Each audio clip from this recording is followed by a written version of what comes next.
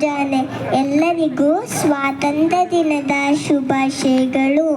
1947 August 15ರಂದು ಸ್ವಾತಂತ್ರ್ಯ ಬಂದ ದಿನ.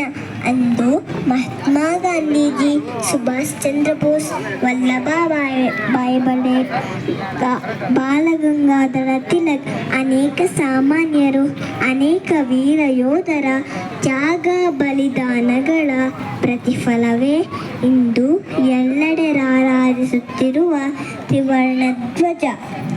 ಸ್ವಾತಂತ್ರ್ಯೋತ್ತರ ಭಾರತದಲ್ಲಿ ಜ್ಞಾನ, ವಿಜ್ಞಾನ, ತಂತ್ರಜ್ಞಾನ, ವೈದ್ಯಕೀಯ, ಸಾಮಾಜಿಕ, ಆರ್ಥಿಕ ಕ್ಷೇತ್ರದಲ್ಲಿ ಉನ್ನತಿಯನ್ನು ಪಡೆದಿದೆ.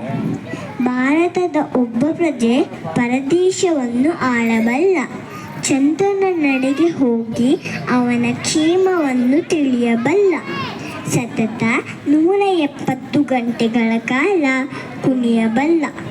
ಆದರೆ ನನ್ನ ಈ ಭಾರತದಲ್ಲಿ ನಾನೆಷ್ಟು ಸೇಫ್ ಎಂದು ಪಹಲ್ಗಾಮ್ನ ದಾಳಿ ಪ್ರಶ್ನಿಸುತ್ತದೆ.